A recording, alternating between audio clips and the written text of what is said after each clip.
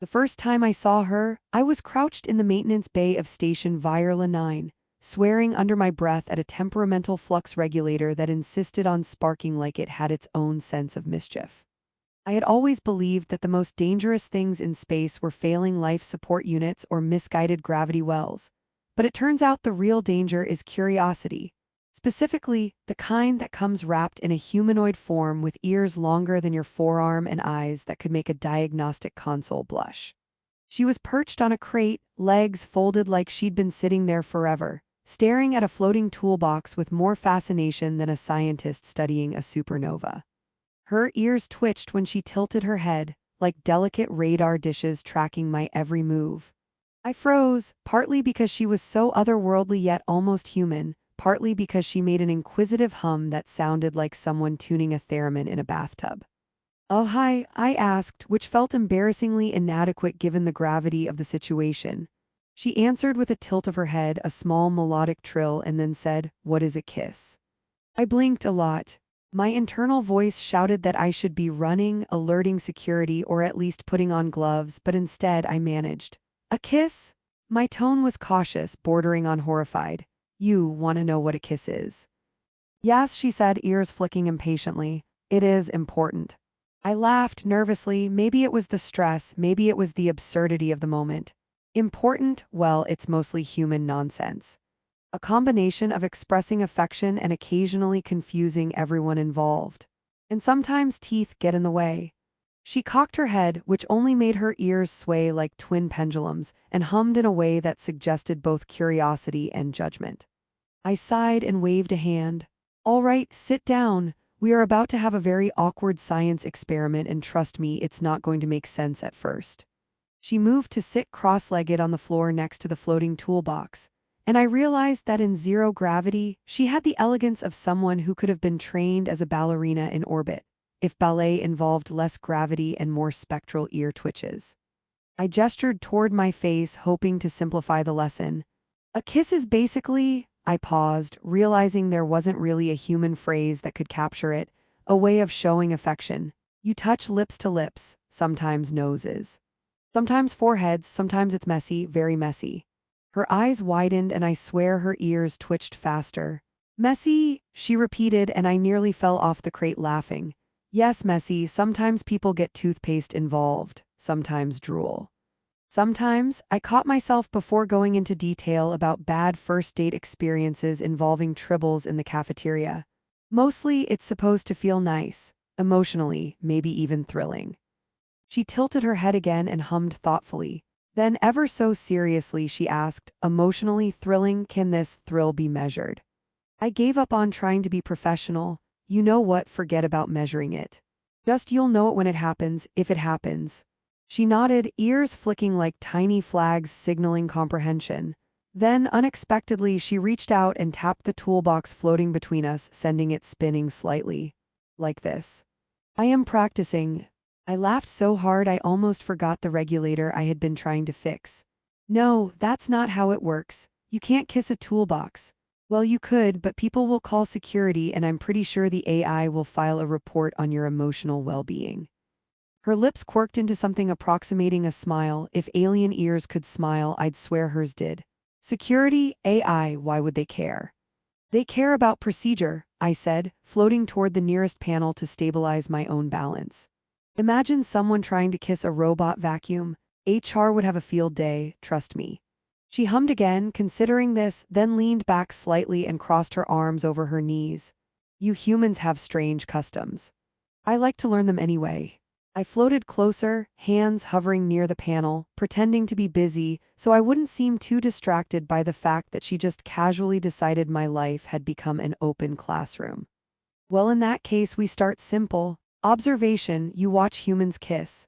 Then with practice you try, but spoiler alert, zero gravity is tricky. Things bounce, you bounce, people laugh, very messy. Remember messy." "Yes," she said, voice almost conspiratorial. "Messy is important." We spent the next few hours in the low-gravity bay, where I attempted demonstrations that quickly escalated from awkward gestures to her accidentally bumping her ears into a floating wrench. I laughed so much I had to strap myself into a support beam to avoid floating into a crate of flux regulators, while she tilted her head in a way that suggested deep thought and mild panic. At one point, she muttered, "This is very illogical," and I almost told her humans are great at being illogical, but I settled for nodding. As the station's lights flickered in a routine power surge, she suddenly asked, "Will this make us friends?" I blinked at her, caught off guard by the sincerity. "I guess, yes, it might, provided no one else sees this and thinks you're trying to kiss a sandwich or a toolbox." Her ears twitched in amusement, or maybe that was nervousness. "I will avoid sandwiches," she said solemnly, and then hummed a short melody that I swear sounded like laughter. By the time the maintenance bay was back to normal, we had achieved three things. I had taught her the basic concept of human affection. She had demonstrated an alarming aptitude for zero-gravity maneuvering, and we both realized that teaching affection to an alien with long ears was simultaneously more absurd and more rewarding than either of us could have predicted. She looked at me then, eyes bright, and asked the question that had started it all again: "What is a kiss?" And I realized, with a mixture of dread and anticipation, that this time the answer would have to be more than words. The station's AI piped in through the intercom with perfect deadpan timing. "Warning, emotional anomaly detected. Probability of awkwardness, 97%. I grinned. "Well, that's reassuring." She tilted her head, ears flicking, and hummed thoughtfully, "I think I will enjoy this." And somehow, in the dim hum of the space station and the soft, electric smell of ozone from sparking equipment, I believed her. The next morning, I found her already in the cafeteria, examining a tray of floating synthetic fruit with an intensity that made me question my own culinary choices. She had folded herself into a cross-legged position atop the table, ears twitching like twin antennae detecting the subtle gravitational fluctuations of the station. I hesitated in the doorway, half amused and half concerned. Her gaze lifted to mine, and without preamble she asked, "Do humans always eat in such disorderly fashion?" I shrugged, floating over to join her, mindful of zero-gravity etiquette, which mostly involved not flinging your breakfast across the room. "Depends on the human," I said. "Some of us are neat, most of us not so much. The important part is the chewing sounds." She tilted her head, causing her long ears to brush against a nearby light fixture. "Chewing sounds are important. Absolutely essential to social bonding. Almost as important as not accidentally smacking someone with your elbow while floating," I said. She hummed, and I realized that she actually considered this seriously, her iridescent skin catching the cafeteria lights as if reflecting every tiny thought. Later, I took her on a walk through the station's central hub, a labyrinth of glowing corridors, cargo lifts, and erratically humming maintenance bots. She was endlessly curious, stopping to prod every moving part, from magnetic cranes to antigrav trolleys, asking questions in a mix of human words and tonal trills. "Why does this move without touching?" she asked, tapping a floating crate with her fingertip, which immediately began spinning like a confused planet. "Magnetism," I explained. "Or maybe someone forgot to engage the stabilizers. Either way, it's normal." She hummed an understanding and then leaned closer to inspect a maintenance drone spinning lazily in the air. "And why does this follow me?" I laughed. "It's programmed to follow humans carrying tools. Or in your case, humans who look very confused." Her ears flicked, and I had to remind myself not to laugh too loudly, or she might take it as a command to mimic the sound. Eventually, we reached a quiet observation deck overlooking the chaos of orbiting ships and the glowing curve of the planet below. I pointed out tiny ships like fireflies, joking about which ones probably carried smugglers or illegal snack shipments. She listened attentively, her luminous eyes reflecting the stars, before asking something that made me stumble over my words. "Do humans miss others when they are gone?" "Yeah," I admitted, floating beside her. "Sometimes it's worse than missing a ship's docking schedule." She hummed, pondering. Then, with sudden seriousness, she asked, "And do they kiss when they miss someone?" I choked back laughter at the timing. "Sometimes. Sometimes they do it a lot, and it doesn't always make sense, but it helps." Her eyes widened, and for a moment I thought she might try kissing the observation window. Over the next few days, I taught her the mechanics of human affection in increasingly ridiculous circumstances. Zero-gravity complicated things. She floated into the walls trying to practice gentle contact, bounced off the corridor ceiling while attempting to lean in, and once accidentally clamped her ears around my wrist, which sent me spinning across the lounge. Every mishap was accompanied by her serious, contemplative humming, as though she were analyzing the physics of affection while simultaneously recalibrating her balance. Her attempts were clumsy but filled with a strange elegance, a combination of precision and naivete that made it impossible not to laugh. At one point, she tried to replicate a kiss using a floating sponge from the cleaning bot. "I am learning," she insisted, holding it up like a proud trophy. I nodded, fighting back a grin. "Yes, yes, you are." Very absorbent practice material. We began to share jokes. She quickly grasped the absurdities of human behavior, the way we trip over nothing, the obsession with caffeine, the terrible singing contests broadcast by the station AI.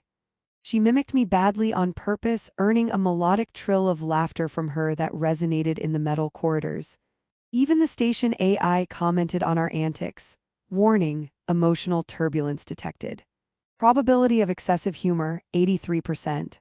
Yet beneath the laughter, something deeper emerged. She began to understand emotional nuance. One night, as we drifted in the dim light of the observation deck, she asked about missing someone again. This time, I realized she wasn't curious about mechanics or humor. When someone you care for leaves, do humans feel hollow? Yes, I said softly. Sometimes it feels like a part of you is floating away with them. That's when a kiss helps, even if it's just a tiny bridge across space. She hummed, thoughtful, and then brushed her fingers against mine in a hesitant attempt at contact, the vibration in her touch unlike anything human. "Bridge," she repeated, "I will try this." Her first attempt was predictably disastrous. She aimed for my cheek, overshot in zero gravity, and we both ended up tumbling into a pile of storage crates, laughing so hard I had to hold onto a railing to stop myself from spinning away entirely. Even amidst the chaos, I noticed her watching me, trying to understand both the mechanics and the emotional resonance of human touch. By the end of the week, she was attempting kisses on her own, small, tentative, and entirely sincere. Once, she even kissed the tip of a maintenance robot as a dry run, looking back at me with wide, eager eyes awaiting approval. "Not bad," I said, floating closer to steady her. "Mostly correct, and emotionally promising." We shared moments that were absurd, intimate, and sometimes ridiculous. Her practicing in a hallway, accidentally creating a floating tornado of papers, or her misunderstanding sarcasm and giving me a pointedly serious hug instead of laughing. Every mishap reinforced the bond forming between us, a mixture of humor, frustration, and an unspoken trust. Toward the end of the week, she turned to me with ears flicking nervously, eyes bright and shimmering. Will this connection last if we are apart?" I hesitated. Space was unpredictable, signals were unreliable, and she was alien, yet something about the earnestness of her gaze made the answer obvious. "Yes," I said. "Connections like this, they last, even across planets, even across species." She hummed, a note of satisfaction threading through her voice. "Then I will continue learning this human ritual." And as the station AI's intercom chimed, deadpan as ever, observation, emotional bond increasing, recommend continued awkwardness and laughter. I grinned, realizing that the lesson had expanded beyond kisses. We were discovering the strange, improbable, and infinitely amusing possibility of understanding each other, one awkward, tender, and utterly human or alien moment at a time. The station's hum was softer that morning, like it had finally paused to watch us. I found her in the observation deck again, staring out at the ribbon of the planet's atmosphere, ears flicking with every distant spark of aurora. I floated over with a cup of synthesized coffee, hoping the ritual would calm my nerves. She glanced at me and tilted her head, the way she always did when she was thinking about something far larger than either of us. "I am ready," she said, and I knew immediately what she meant. We had been practicing for days the human kiss, the ritual that she had approached with all the precision of an engineer and the wonder of a child. Zero gravity had complicated our lessons. Sometimes we bounced into walls, sometimes her ears brushed the ceiling, sometimes I got tangled in a floating curtain of wires, but each misstep had been a step forward in understanding. And now, despite the humor and chaos, there was a weight to this moment, a quiet seriousness that made me catch my own breath. "Ready how?" I asked, trying to sound casual. My voice betrayed me.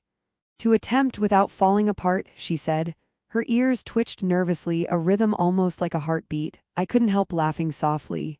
"You're nervous," I said, floating closer. "Not nervous," she replied immediately, voice tight with determination. "Precise, focused, optimized." She reached out a hand, hovering it near mine, a gesture that made my stomach twist in the most human of ways. I took it gently. "Optimized or not, this is new for both of us," I admitted. "So if we collide with a wall or a maintenance drone or a rogue tray of floating noodles, it's fine. It's part of the physics of affection." She hummed, a note of amusement threading through her usual analytical tones. "Affection has physics." "Very messy physics," I said, and we both laughed softly, our voices bouncing off the observation deck's steel walls. Then she leaned forward slowly, deliberately, and touched her lips to mine. It was a soft, tentative connection, the kind of first attempt that is both exhilarating and absurdly delicate. I felt the subtle vibration of her unique physiology through her fingertips, a strange resonance that amplified the sensation of warmth, trust, and curiosity. The station AI predictably commented in its usual deadpan. "Warning, emotional flux detected. Probability of awkward perfection high." We pulled back slightly, still holding hands, laughing quietly at the absurdity and brilliance of it. "You did it," I said, still breathless. "That was really good." She tilted her head, ears flicking in satisfaction. "Good, emotionally correct." "Both," I said, "perfectly." For the next hour, we experimented with small gestures, floating in zero gravity, trying kisses on cheeks, foreheads, fingertips, even a brief, laugh-filled attempt on the tip of her own nose.